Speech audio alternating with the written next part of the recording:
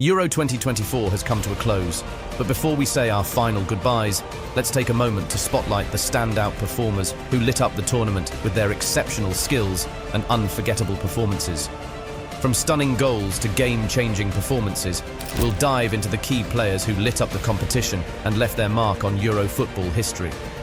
From Rodri, Lamine Yamal, Cole Palmer and Fabian Ruiz to Jamal Musiala, Nico Williams, William Saliba, George Mikautadze and more. Stay tuned as we celebrate the heroes of Euro 2024. Rodri especially was a joy to watch. He wasn't scoring long-range classics like he did for Manchester City, but he was the heart of Spain's team. The holding midfielder played 521 minutes for Spain and would have had more minutes if not for his injury in the final. He also missed Spain's game against Albania. In the tournament, Rodri established himself as both a defensive juggernaut and attacking mastermind. He was at the top for possession won in the middle third with 23, and he won possession the third most in the attacking third with 13 tackles made, the 8th most at Euro 2024. Rodri was also an on-the-ball technician. He was one of the players that attempted and completed the most passes. He attempted 436 passes and completed 407 to earn a completion percentage of 93.35%. Rodri was passing for the fun of it. He had 120 passes into the final third, which ranked him as 10th, and he also had 501 touches on the ball. So, for his efforts in the midfield for Spain, Rodri won the player of the tournament. Well, some would argue that the award belonged to Fabian Ruiz. Honestly, it would have been a difficult decision to make by the officials who awarded Rodri the award. Ruiz was on another level in the competition. He was a danger to opponents every time he got on the ball. Ruiz was the definition of silky smooth. He was tidy in possession and had an incredible dribbling ability, which he used to create space for Spain to exploit. Fans will not forget his dribble against Germany that took out about 4 German players at once. Ruiz began the competition with a bang. In Spain's first match in the competition against Croatia, Fabian Ruiz was cruising on the ball. He completed 2 out of 3 dribbles, created an assist, and went on to score a sensational goal in the match. His performance was so iconic that he won a Man of the Match award. Another midfielder that won a Man of the Match award was Portugal's Vitinha when Portugal played against Czechia. Portugal won that match, but it wouldn't have been possible without the efforts of Vitinha. The Portuguese player has come a long way from being the subject of loan spells and being unwanted to become key for both club and country. Throughout Portugal's stay in the tournament, Vitinha stood out. He was like Portugal's Rodri, dictating play from deep and also being defensively resolute. The player won 100% of his tackles, 80% of his duels, and recovered the ball 26 times. He used his relentless energy to try to help the team. However, France beat Portugal in the quarterfinals as the two teams played for penalties. Speaking of penalties, Jordan Pickford put up a clutch performance for England against Switzerland on penalties. The goalkeeper saved Manuel Akanji's penalty to help England proceed to the semi-finals. The penalty wasn't the only time Pickford was exceptional. In England's first game against Slovakia, Pickford was alive to Slovakia's attempt to score late in the second half.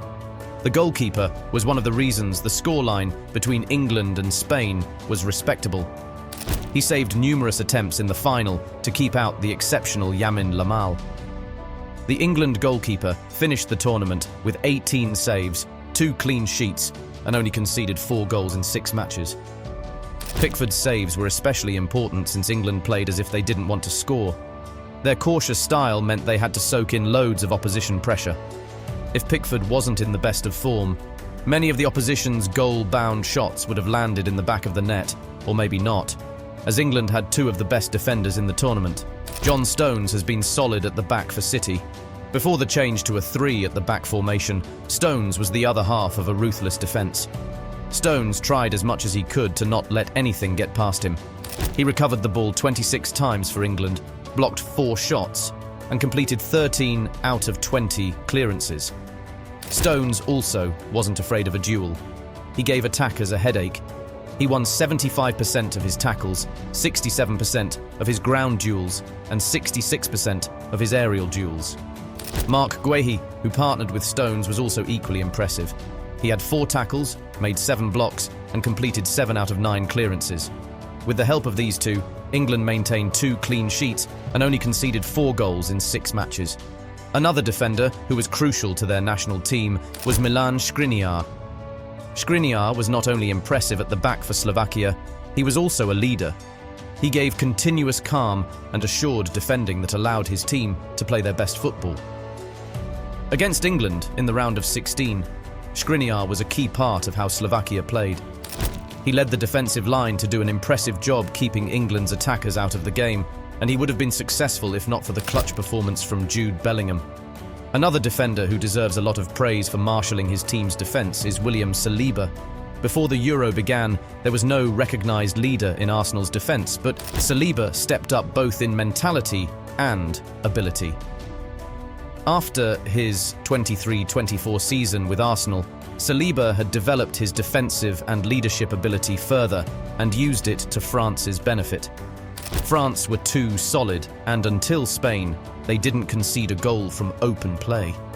Spain scored twice against them, with Lamine Yamal scoring an absolute beauty of a goal. No defence could have stopped Lamine Yamal's outrageous curler from long range. Yamal is arguably the biggest revelation from this competition, but I am not sure if I can call him a revelation, considering it was pretty much expected that he would light up the tournament. For Yamal, this was a competition of setting records.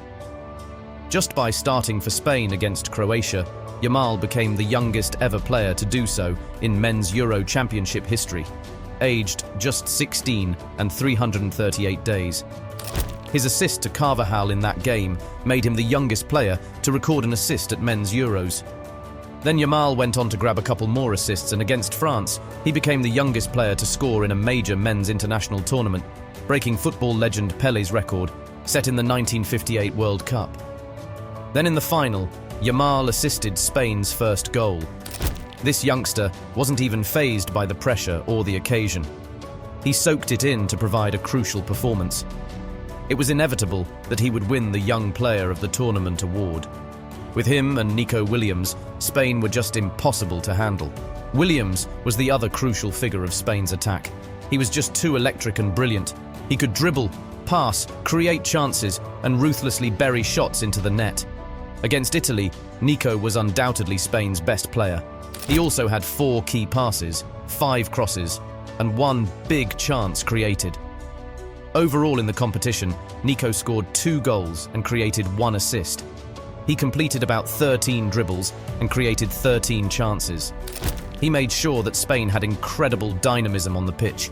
If he had scored just 1 more goal, he would have also been in contention to win the tournament's Golden Boot, just like Georgia Mikautadze. Mikautadze helped make Georgia's stay in the tournament more memorable. It was Georgia's first time in the tournament, and he made sure Georgia didn't leave the tournament without them scoring their first goal. He ended up scoring 3 goals and put himself as one of the winners of the Golden Boot. Another Golden Boot contender was Cody Gakpo, who scored 3 goals and made 1 assist. Gakpo was Netherlands' biggest strength, and the way they used him was curious. Gakpo played on the wing, but he was making runs into the box and kept testing opposition goalkeepers. It wasn't just his goals that made him dangerous. Gakpo created 12 chances and was a menace on the ball with his dribbles. With how he has rediscovered himself and shown he can be used in different ways, Liverpool's new coach, Arne Slot, will be licking his lips on how Gakpo could make Liverpool even more dangerous. Speaking of danger, Xavi Simons was always threatening opponents with his silky attacking play. Simons showed that he could be the playmaker that a top team will need. Simons created 12 chances for the Netherlands in the competition and scored for them when they needed it the most against England.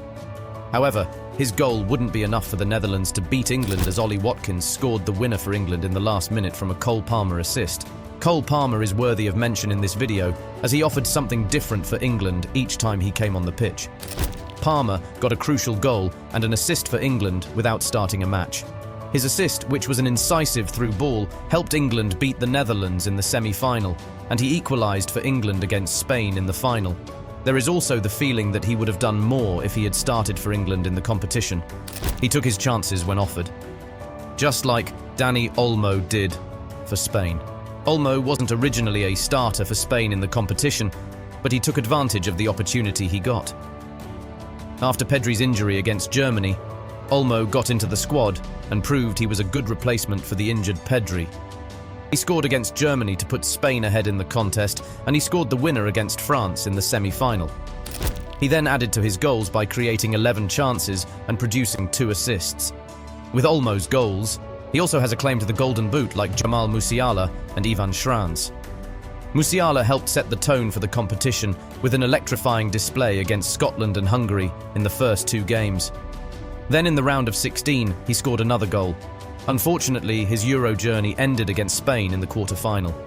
However, one player who fans should be most curious about is Ivan Schranz. The Slovakian right-winger only played in 4 games and scored 3 goals. His goals were crucial for Slovakia, and if not for Bellingham coming up clutch for England, who knows what could have been. The Euro packed a lot of excitement, and these players really showed their stuff. And with the World Cup qualifiers coming next, will these players be key for their nations, or is this their peak? Let us know what you think in the comments. Don't forget to like this video and subscribe to the channel for more.